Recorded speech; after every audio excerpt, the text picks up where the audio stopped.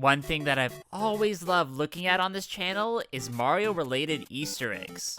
Basically at this point, showcasing each and every one from every single entry in the series, some of which are pretty insane and have led to great videos. Today, however, I decided to do something different with this topic, where I had the idea of looking at Mario Easter eggs, but here ones that show up in other Nintendo franchises. And there really are so many, so get ready to see a lot of cool ones that I guarantee that you did not know about.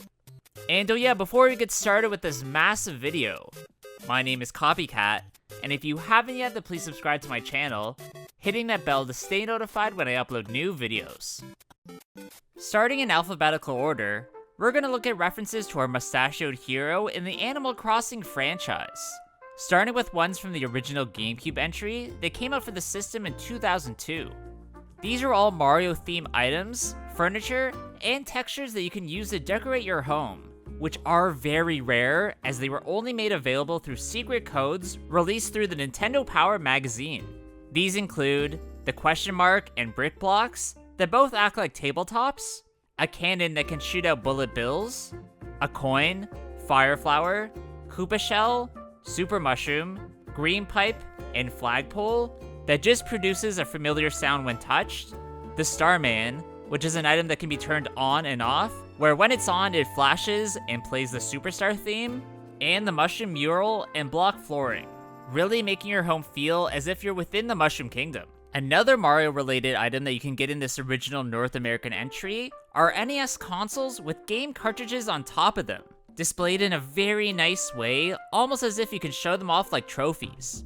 Here, there are only 2 Mario-related ones that can only be gotten in very specific ways, which include a Mario Bros. One that can only be gotten with an E-card, which can only be scanned when attached to your Game Boy Advance, which is then attached to your GameCube, or the Super Mario Bros. One, gotten only through a 2001 to 2002 Famitsu magazine, which is a Japanese-only exclusive, meaning it was only available in Japan.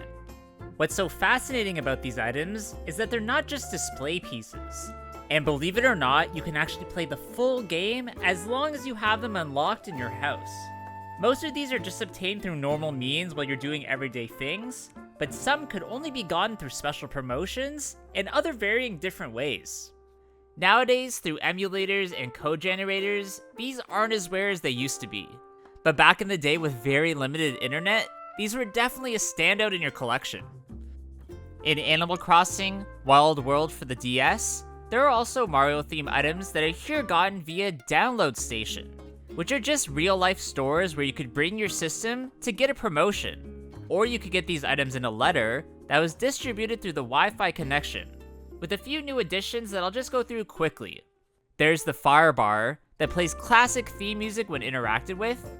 Here, the Warp Pipe now has a piranha plant within them that springs out for a jump scare, and the 1-Up Shroom that plays a little jingle and has the 1-Up text appear above it. The only thing I want to mention from the 3DS New Leaf entry is the famous mushroom, when eaten, can grow you to a gargantuan size, at least momentarily. This acts just like the power-up would in any normal Mario game, although it really is only for a brief moment of time, which is a bit of a letdown as I'd love to see you move around gigantified. The latest New Horizons Switch entry is where some of the newest items from the Super Mario Bros. Franchise have been added, including some standouts like small and large mushroom platforms, which here are used just as tables, a thwomp, which falls down to the floor trying to smush you whenever you get near, and the Lakitu Cloud and Yoshi Egg rugs, which just add an extra layer of decoration to your house. Also, there's one major change to how the warp pipes work, as here you can actually use them to transport yourself between one and another you've placed on your island, which is definitely not something I expected to be updated, as it's a huge change that actually is useful. Next, we're going to look at some clothes across the series that you can buy to make yourself Mario-fied, starting in the first entry with the Big Bro and Little Bro t-shirts and hats. These, of course, are meant to be Mario and Luigi themed, although it isn't their exact outfits, and more of an homage that has a few logos of the characters plastered on them. Wild World would add accessories to the game, where here you could wear additional things on your face, where through the Able Sisters store, you could buy the Big Bro Stash, which of course is Mario's iconic mustache along with his bulbous nose, which makes you look hilarious. Oh yeah, and this is the first game where the hats that you can buy are actually the characters' hats and not just the ones with the logos, which is a much better touch as you always want to be able to cosplay your favorite characters. In the City Folk Wii entry, a Bad Bro Stash is added that, if you didn't realize, is actually Wario's iconic facial hair along with his pinkish nose. This has only gone through the Nook Store's Tom Nook point system, where every time you spend bells, you're awarded credits towards specialty items, including this one. Things would be completely different in the New Horizons title, as here you could actually dress exactly like your favorite characters in Mario, Luigi, Peach, and Wario, letting you add things to your outfit like their iconic shoes, overalls, hats, and even a princess crown. Finally, I just want to mention an added Mario sound effect that can play if you harvest the Money Rock in New Horizons. Just listen. Of course, this is the iconic 1-Up sound that's associated with the 1-Up shroom. So I guess the discovering of a large sum of money is supposed to represent that in some way. It makes sense in my mind, I hope it makes sense in yours. Up next, I just want to talk about one somewhat Mario-related thing from the turn-based Fire Emblem franchise, which is the ninja family from the Fire Emblem Fates Birthright game. The members of this clan consist of Saizo, the older brother with red hair and a red outfit, Kaze, the younger brother with green hair and a green outfit, and Kagero, the sister who is wearing pink. If this isn't clear, I'm pretty sure these characters are based off of Mario, Luigi, and Peach, with Kagero even being kidnapped at one point, cementing this even more as an Easter egg. Oddly, there are no others that I could find in any other entry in the series, so if I left something out, then please let me know in the comments below. One franchise that has very close ties to Mario, and because of that, has an abundance of references, is Donkey Kong's. Starting with ones from the first country entry, they came out for the Super Nintendo Entertainment System in 1994. Some of the clearest nods I could find come in the form of the collectibles that can be found in each level of the game in bananas and balloons, where the bananas act the exact same as coins, and the balloons are similar to 1-Ups as they give you extra lives. These are found in very similar ways too, and collecting 100 of the fruit will give you a 1-Up, which is another obvious carryover. One very hidden reference to Donkey Kong and Mario's past battles comes in the form of Cranky Kong, who, believe it or not, is meant to be the older version of the Kong protagonist in the original arcade entry, with Donkey Kong Jr. being the grown-up version in this country series. A mind-blowing revelation that changes a lot. Now, even though this was a fan theory at first, over the years it has been confirmed, but not without some controversy, as in some instances they're listed as father and son, but in others they're listed as grandfather and grandson. This is probably due to the company Rare, who created the games, turning things over to Nintendo when they were bought out by Microsoft, muddling up the story as things have been inconsistent from both sides to that point. However, one thing that does reiterate that this is the same Donkey Kong is that in the intro to this game, things start off with Cranky cranking an old phonograph in a room that has a platform that looks a lot like the setting where the arcade title took place. I guess this all sorta does make sense in the end, as I always felt like the DK we've all played as would be friends with Mario and not his foe. In Donkey Kong Country 2, Diddy Kong's Quest, Cranky takes things even further with the references with his Video Game Heroes Awards ceremony, which takes place after the final King K. Rool battle as a celebration for your victory. Here you'll be placed on a podium depending on how many secret DK coins you've collected alongside Mario, Yoshi, and Link, gaining the top spot if you found the max 40, which is really tough without a guide as some of these are really well hidden. What I'm surprised by is that these are the actual characters making an appearance and not just trophies. So I'm assuming Cranky somehow reconciled with his own nemesis, leading to him and his Dino Buddies cameo. Although, Mario's age didn't change, so that is a bit confusing. One really interesting tidbit from the game's booklet is its explanation of a Minus Barrel, which is an item found in certain special stages that takes away time from your timer. Here though, it's jokingly tied into the Mario series as it states, The minus barrels will send you into the minus world. Ugh, wrong game.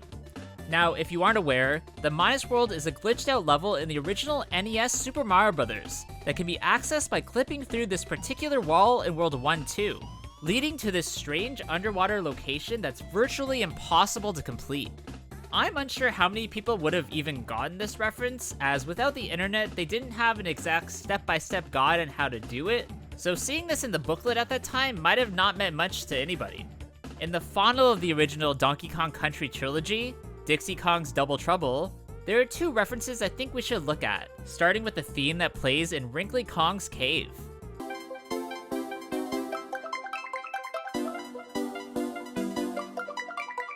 If you're a fan of Super Mario 64, then you'll instantly recognize this as a rearrangement of the song that plays when you're inside the castle walls.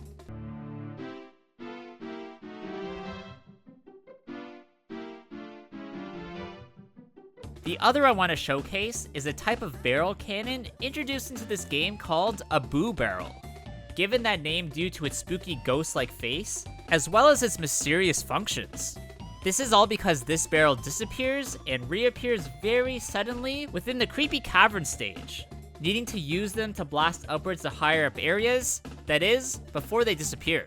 Now, the only thing I want to say about Donkey Kong 64 is that it's a very similar feeling experience to that of Super Mario 64, being in that you need to solve puzzles to find goodies that allow you to open doors and progress to new worlds. I believe this was done intentionally, as they knew the formula worked well in this 3D environment, and just wanted to create a slightly harder version, something that at least was a good idea, even if it fell flat at that time. Oh yeah, and also, I always thought that the Robo-Kremlins were a lot like the Mecha Koopas, as they're both gear-based robots that can be wound up to do the ruler's bidding. Also, they're versions of the lowest form of enemy you come across in the game, so they share that similarity as well. Also, I'm pretty sure that the shroom foes from Fungi Forest are supposed to be Kremlings, disguised as a sort of toad-like character, which end up springing to life, popping out of the ground, and trying to chase whichever Kong you are. After years of hiatus, due to Rare being bought by Microsoft like I mentioned earlier, the reins would be given to Retro Studios to create Donkey Kong Country Returns for the Wii and 3DS, having a couple of Mario Easter eggs that I want to mention. The first is the sound that plays every single time you pick up a banana, as if you really listen, you'll realize that it's just a sped up sound of Mario kicking a Koopa shell.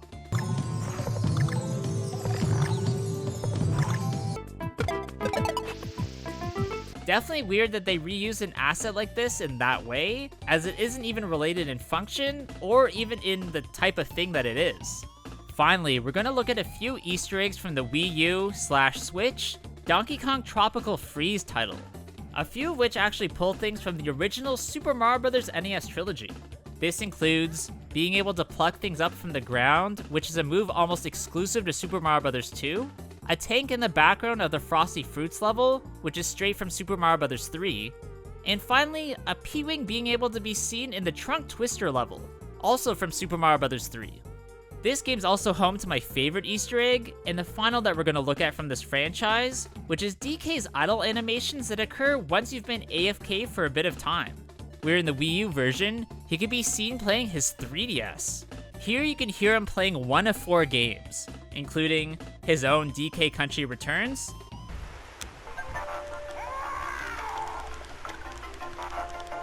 Animal Crossing New Leaf,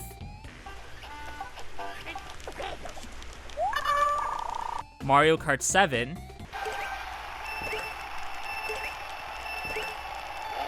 and Super Mario 3D Land. I'm actually surprised by this level of intricacy, and in the end, it really just makes things more interesting and more better for the players. The next franchise we're going to look at that's really helped shape Nintendo's illustrious history is Metroid, that first debuted on the NES in 1986.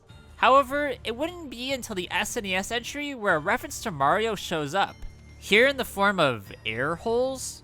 If you couldn't tell, these are supposed to be this game's variant of warp pipes, which usually just spawns enemies within them, but at times can also be used as a way to travel somewhere else. A simple concept, but one that's a nod nonetheless.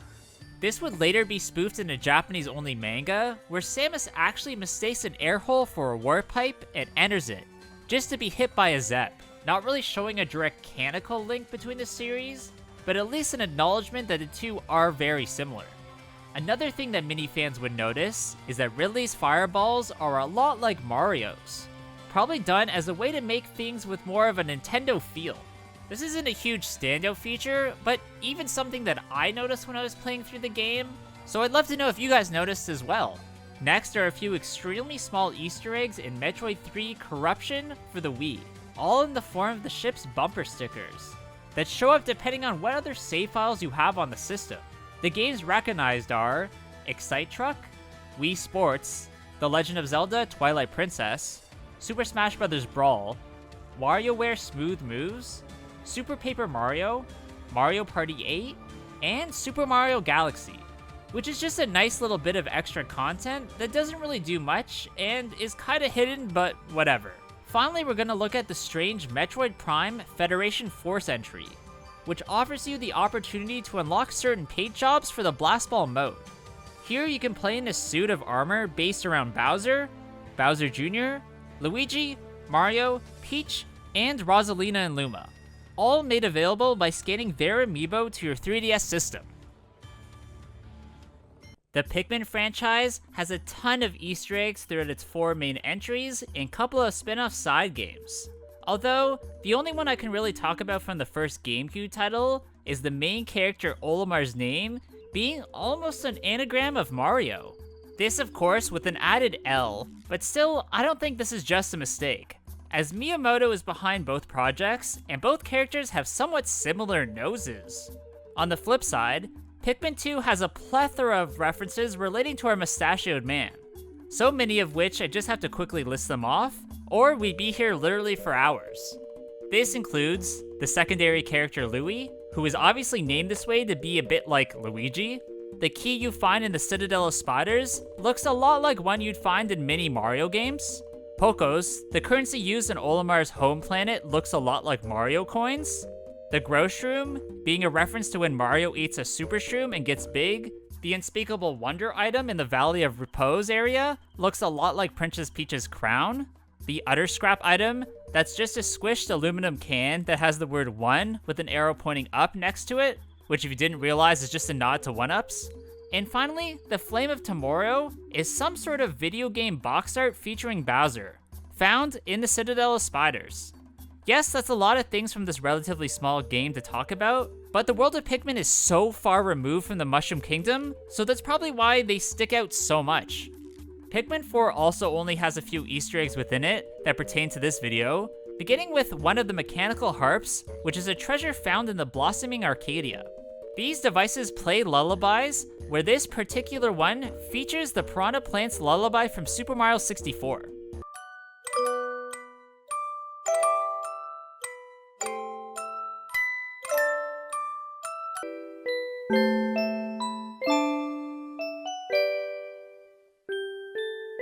Others I've seen / heard play are the Song of Storms one from The Legend of Zelda Ocarina of Time,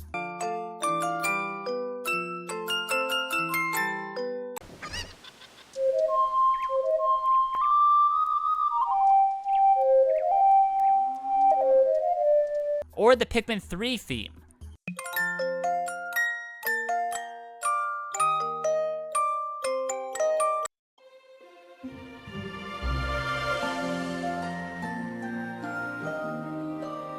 But other than that, they aren't really used in any other way. The last of the franchise we're going to look at is the 3DS spin-off Hey Pikmin game, which is made compatible for amiibo use, allowing you to collect them as a treasure in the game, being able to find Mario, Luigi, Peach, Bowser, Yoshi, Toad, Gold and Silver Marios, DK, Rosalina and Luma, Wario, Boo, Diddy, Daisy, and Waluigi. I can't say that this is my favorite entry, but I do appreciate its uniqueness and Nintendo's willingness to at least try something different. Up next, we're going to look at the incredibly popular Pokemon game series. We're back in the original red, blue, green, yellow versions. There's a Mario Easter egg found in a house belonging to a person with a very familiar name. Believe it or not, this person's name is Copycat, who's a girl that lives in Saffron City that gives you the TM Mimic, where when you interact with her TV, this prop comes up saying, a game with Mario wearing a bucket on his head? Now, if you didn't know, this is meant to be the Super Famicom's Mario and Wario entry. As in that one, Mario has the platform blind with a bucket on his head, and you need to guide him using the fairy character Wanda, all controlled with a specialized mouse only for the system. This all has to do with the games having the same developer in Game Freak, as I'm assuming they just wanted to pay respect to their Nintendo roots in at least some subtle way. Also, the music on Route 24 is similar to that of the Mario and Wario theme.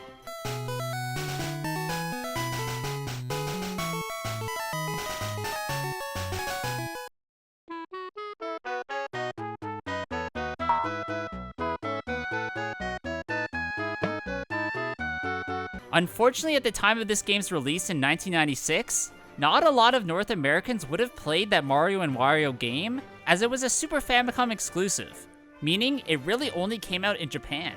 Oddly, the only other Easter egg I could find in the main series was in the 3DS's Sun and Moon entries, where you can see a very clear one in a store in Hau'oli City. As you can see, this is literally just a Mario outfit. But unfortunately, you can't wear it at all, which would have been awesome to run around and capture Pokemon in this state. And unfortunately it isn't, and that just sucks.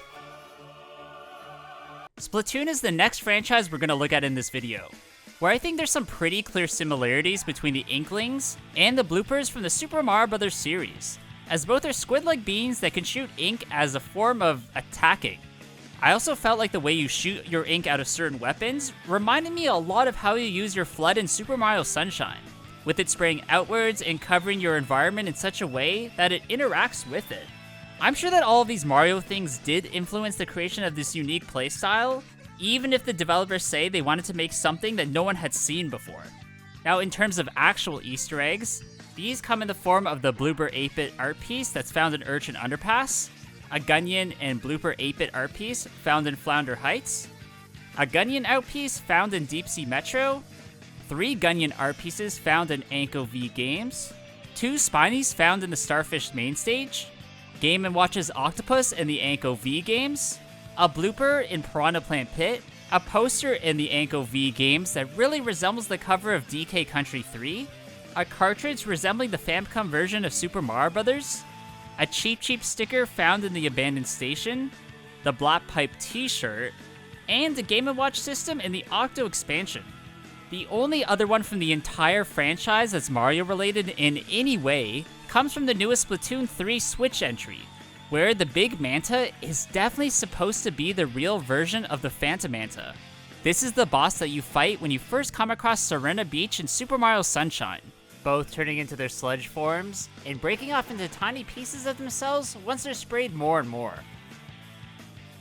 To my astonishment, the only Star Fox Mario crossover that I could find in any of the space-based shooters is in the Star Fox Guard Wii U bonus arcade title, having a few Mario-like characters in it.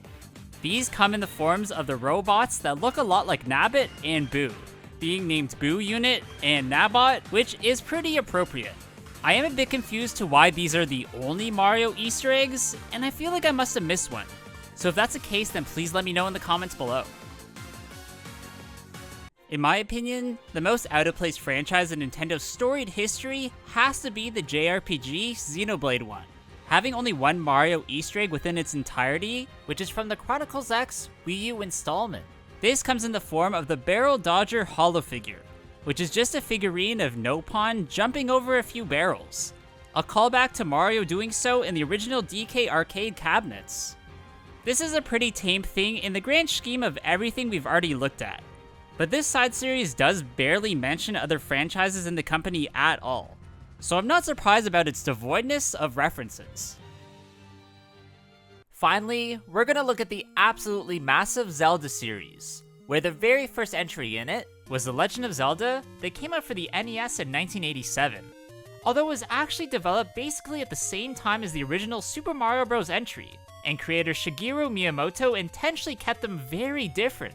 While developing these games, he separated his ideas into 2 piles, ones that would work best with fast-paced platforming, and the others that work best in a more top-down dungeon crawling setting, ensuring that they were two very unique experiences. However, one thing that did cross over to the Zelda realm is the Manhandla boss of the third dungeon, which according to the Japanese manual, states that it's the four-limbed, jumbo-sized piranha plant, where the one-limbed version can be found throughout almost every Mario entry. I do get this is a bit hard to make out due to the rudimentary 8-bit graphics of that time, but the similarities are definitely still there, and in later versions this becomes a lot more clear. The only sort of reference to the Mario series that exists in Zelda 2, The Adventure of Link, is the fact that it's mainly a platforming experience, something that's really more akin to what's associated with the mustachioed human. This type of gameplay is really only one of the only times it shows up in this franchise, which is what makes it so divisive, where you have to fight your way through dungeons in the side-scrolling setting, facing off against some truly insane enemies. There's no other explicit reference to Mario or Mario-related things. You can just tell they wanted to try something new and drew from it for inspiration. Next, we're going to look at the Super Nintendo's A Link to the Past entry, which has a few very interesting Mario Easter eggs I want to look at, starting with some paintings that you can find in the homes of Kakariko Village. These of course are of Mario himself, and can definitely be missed if you aren't paying attention to the small details. Although the developers really didn't try to hide the fact that it's him, like they sort of do in later entries, you'll see. One enemy from the Super Mario Bros. Series that actually shows up a few times in Zelda titles is the Chain Chomp, with its appearance in the 7th dungeon of the Dark World being its very first. Here they do look slightly more vicious, but act pretty much the exact same, lashing out, trying to take a big bite out of Link, while also being invincible to any attack. The final thing I want to mention is the music that can be heard when you visit the Fairy Fountain, as it's a remix version of what plays during the Waterland levels of Super Mario Bros. 3.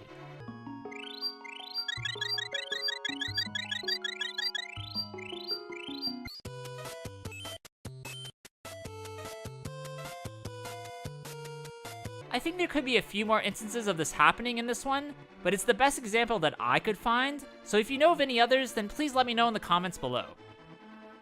Oddly, one of the smallest games, The Legend of Zelda: Link's Awakening, has the most Mario Easter eggs you'll see in this video. But this might have to do with the fact that the island you're on is actually the dream realm of the Windfish itself, which is probably why a character like Ward appears. This main villain of Super Mario Bros. 2 is known as the Terrorizer of Dreams, meaning him showing up is somewhat valid, even if here his name is changed to Mamu. Instead of being the bad guy, he here sings to you alongside his frog choir for a small price, giving you the Frog Song of Soul that needs to be used to unlock certain portions of the game. Maybe this is someone that's sort of related to Wart, or they just wanted to use the same character sprite, I'm not sure, but if anyone knows any other information, then please let me know. There's also a character you're initially rescued by named Terran, who actually looks extremely similar to Mario, just minus the hat. I mean, at points he even carries mushrooms and then gets transformed into a raccoon, an obvious nod to that power-up from Super Mario Bros. 3, so this definitely wasn't a mistake. Luigi can also be seen on this mysterious island as the Kuko Keeper. I think it's Kuko, you know what, please, I don't know. He doesn't have any mushrooms, and as far as I know, he's not related to Tarin, but the green color is an obvious giveaway. Link's Awakening also has two references to everyone's favorite dino buddy, Yoshi, as not only does the Windfish egg look a lot like a giant Yoshi egg, but there's also a cute little plushie item that you can get. This is found as a prize in the Mabe Village Trendy game, which then can be given to a baby in exchange for a ribbon. Now, by far the funniest, but somewhat disturbing Mario Easter egg is the picture of Princess Peach that Mr. Wright was told is a woman named Christine, where in the end, you find out he's being catfished by a goat from the Animal Village. This is definitely weird, but I guess in this dream realm, anything goes. And I wonder if Animal Village is supposed to be a reference to Animal Crossing, even if that series wouldn't come out for a few more years. Just quickly, I want to go over every crossover enemy which this game has, starting with the friendly Chain Chomp, Shy Guys, Boos, Piranha Plants, Goombas, Bob-ombs, Thwomps, Pokies, Cheep Cheeps, Bloobers, and Spinies. Again, this game is almost more like a Mario game than it is a Zelda title, something I think was definitely intentionally thought out. The first game in the series based in the 3D realm is The Legend of Zelda: The Ocarina of Time, which contains both obvious and subtle references to Mario, starting with the pictures that you can actually find in the Hyrule Castle. If you're in the courtyard area, then you can look through this one window and see portraits of Yoshi, Peach, Mario, Bowser, and Luigi, hidden within a room of the castle. As a kid, I remember finding out about this secret and loved showing it off to my friends, something I guess I still do with you guys to this day. Also, oddly, in the 3DS version, they removed these paintings, replacing it instead with what looks like a level from New Super Mario Bros. The more subtle one I was alluding to are found through the characters of Talon and Ingo, but I think if you're paying attention, this is pretty cut and dry that they're Mario and Luigi. These are the owners of Lon Lon Ranch, where as a child you can play their chicken game for a bottle of milk, and as an adult, can get your horse Epona from his daughter Malin. Another addition that's a reference you may have missed are the few enemies that are definitely reminiscent of classic Mario foes, starting with the Deku Scrubs. These always reminded me of Sniffits that debuted back in Super Mario Bros. 2, shooting projectiles or rushing towards you with their strange looking faces. The other is the Deku Baba, which is literally just a more realistic looking version of the piranha plants. And I won't lie, I definitely love seeing these classic baddies show up in a very different way. Next to be released is the incredibly different feeling, almost surreal, Majora's Mask entry. Set within the strange realm of Termina, but still containing some great Mario Easter eggs. The very first can be seen on the back of the Happy Mask Salesman, who has a bunch of different faces adorned on his backpack, including one of the mustachioed man. This is a really weird reference and somewhat morbid, as there are theories that the masks are actually faces of dead people, meaning that somehow Mario came across this already sketchy salesman and somehow was captured and killed. Ugh. Character references to Mario and Luigi do however show up, in the form of Mr. Barton, the bartender of the members only milk bar, or through the Gorman brothers, who are a traveling troupe of performers adorned with fabulous facial hair. Either way, these are at least meant to be mirrors of Talon and Ingo from the previous N64 entry, who of course, like I just mentioned, are obviously based on the Mario Bros. One of the strangest set of Zelda games are the Oracle of Seasons and Oracle of Ages Game Boy entries, both containing some Mario Easter eggs, starting with the appearance of a Thwomp, named here Head Thwomp, and found in the Wing Dungeon as its boss. This enemy is much more complex than its Mushroom Kingdom counterpart, not only slamming down to the ground, but also shooting fireballs and bombs from its head. What you have to do to defeat it is throw your own bomb in its open head top at the exact moment it cycles through to its red face, as that's the only way that you can deal any damage to it. Other than that, of course Talon, aka Mario, makes an appearance here, living again with his daughter Malin. This still really does look like Mario even in the 8-bit form, and at one point when you meet with him, he's actually surrounded by a few mushrooms, so it's not like they're really even trying to be that subtle. The Legend of Zelda: The Wind Waker is the next game we're going to look at in this video, and only has a few references to the Super Mario Bros. Franchise, starting with the character Mako. I didn't even realize this, but apparently this seafaring pirate strongly resembles Professor E. Gadd, who usually only appears in the Luigi's Mansion sub-series of games, of course being short and stout while possessing strange swirled pupils in his eyes. This probably has something to do with both games debuting on the GameCube, and using his asset would save a lot of time and energy, even if it is a bit random. The only other thing I think that's worth mentioning is that the Armos Knights somewhat look like they're sporting a mustache, more akin to what we see with Wario, rather than our main man Mario. I really don't know why these strange statue-like beings would have this association with the Mushroom Kingdom, especially as previous versions and even later versions don't even look like that. Some people might not consider the Four Swords Adventure game mode as a full experience, but it still has several references that are relevant in this video, including a bunch of crossover enemies. These are the Thwomps, regular and big Cheep Cheeps, and Chain Chomps, although really these aren't that out of place in this setting, as the game already feels arcadey, and not really an official part of Hyrule Kingdom. Also, there's characters that show up that we've already discussed in Talon and Mako, but honestly there's not much of a story here, as they're really just placeholders in this game. Another very out of place game in the franchise is the Game Boy Advance Minish Cap Adventure, which still contains some interesting Mario Easter eggs I want to showcase, starting with a familiar sound effect. This is the beanstalk growing one that can be heard in many Mario titles.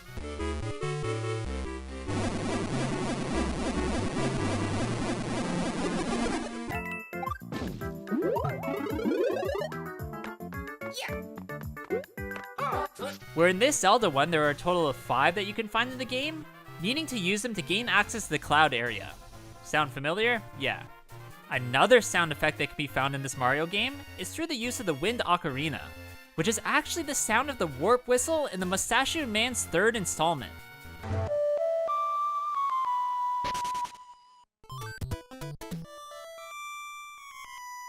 Final reference I want to mention is the fact that the chain link fences you come across are similar to those found in Super Mario World's various castles, used from the top-down perspective. Believe it or not, this actually works pretty well, and even though the gameplay is slightly different, it still looks and acts basically the same. The Twilight Princess GameCube/Wii entry has only one reference at all to the Super Mario Bros. Series, but in a strange way through a character named Fire. If you go up to the zany character and look closely at his arm, you'll notice that he has a patch of a bullet bill on his jacket. Something incredibly random, especially as that enemy never shows up in any Zelda title. I mean, I guess if you think about it, he does operate a cannon, and where do bullet bills come from? You know, the Mario staple cannon launchers? So I guess you can sort of make that connection, but still. Nintendo would make a follow-up to that Wind Waker game we mentioned earlier, with the release of Phantom Hourglass for the DS, randomly containing another reference specifically to Wario through the Gossip Stones. Again, why these usually pretty normal objects have to have a mustache, I have absolutely no idea why. But I guess this might have to fit with the theme of the Armos Knights that we looked at earlier, but again, I have no clue. Oh yeah, and Mako once again appears looking just as Professor E. Gaddy as before.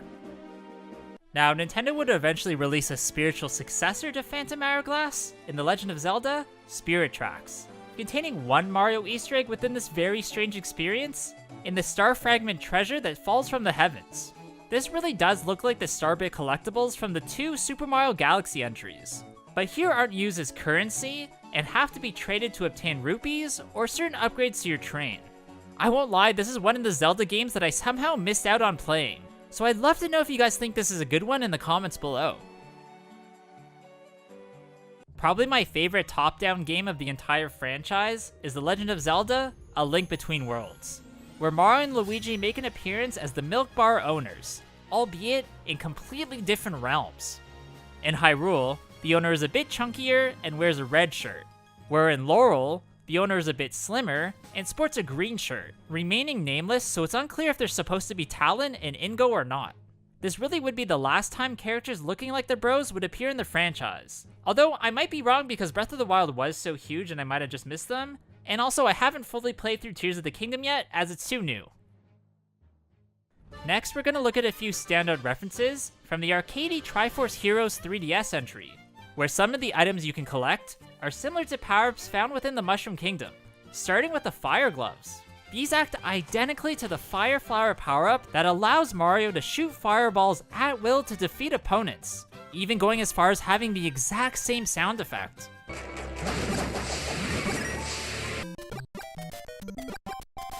Another item that's similar is the Hammerware outfit, that is a lot like the Hammer Suit from Super Mario Bros. 3, although its function is different, as you don't throw projectiles, and instead just swing your weapon hard to the ground. What's cool is that if you're a different color Link, then technically you look like a different enemy, where red kinda makes you look like a fire bro, and blue kinda makes you look like an ice bro. The final game we're gonna look at in this video, only because the Tears of the Kingdom is too new, is The Legend of Zelda: Breath of the Wild, where I really only found one obvious crossover between franchises in the annoying Wizrow baddies. When I first came across this foe, I instantly recognized that it acted very similarly to the Magic Koopa, or Kamek, as it would teleport while fighting you and try to damage you with its wand. I know this isn't the first time it's shown up in the series, but for some reason I just make this connection with this particular version. Alright, that's gonna be it for today's video, guys. I really hope you did enjoy this one. If you did, please leave a like, subscribe to my channel, and go follow my Instagram at Copycat Gamer. There I upload some cool clips and items for my collection that you won't see anywhere else. Hope you guys all have a good day, and I'll see you all in the next one. Bye!